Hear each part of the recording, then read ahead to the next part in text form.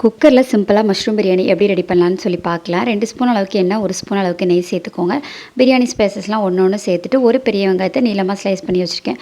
இது கூடவே கல்லுப்பு சேர்த்து நல்லா கலர் மாறுற வரைக்கும் வதக்கி எடுத்துக்கலாம். இது கூடவே 1 ஸ்பூன் அளவுக்கு இஞ்சி பூண்டு பேஸ்ட்டு, ஒரு பழுத்த தக்காளி, காரத்துக்கு ஏற்ற மாதிரி பச்சை மிளகாய் ஆட் பண்ணிக்கோங்க. நான் 1 சேர்த்துருக்கேன். இதெல்லாம் லைட்டாக வதங்கினதுக்கப்புறமா பொடி ஐட்டம்லாம் சேர்த்துக்கோங்க. காரத்துக்கு ஏற்ற மாதிரி வத்தல் பொடி, பிரியாணி மசாலா அப்படி இல்லைன்னா கறி மசால் ஒரு 3/4 ஸ்பூன் அளவுக்கு சேர்த்துக்கோங்க. கொஞ்சமாக மஞ்சள் பொடியும் ஆட் பண்ணிக்கோங்க, நான் மறந்துட்டேன்.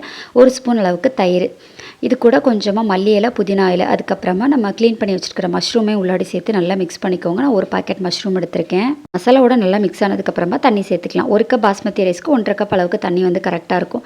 தண்ணி சேர்த்துட்டு கொஞ்சம் கொதிச்சதுக்கப்புறமா உப்பு காரெல்லாம் செக் பண்ணிவிட்டு நம்ம ஊற வச்சிருந்த அரிசியும் சேர்த்து நல்லா மிக்ஸ் பண்ணிக்கோங்க. மேலே கொஞ்சமாக புதினா இலை, 1 ஸ்பூன் அளவுக்கு நெய் சேர்த்துட்டு ஒரே ஒரு விசில் விட்டுட்டு அதுக்கப்புறமா ப்ரெஷர் போனதுக்கப்புறம் எடுத்தீங்க அப்படின்னா செம்ம சூப்பரான மஷ்ரூம் பிரியாணி ரெடி. ரொம்ப சிம்பிளான டேஸ்ட் நல்லா இருந்துச்சு. கண்டிப்பாக ட்ரை பண்ணி பார்த்துட்டு எப்படி இருக்குன்னு சொல்லுங்கள். இன்னொரு வீடியோவில் பார்க்கலாம். பாய்.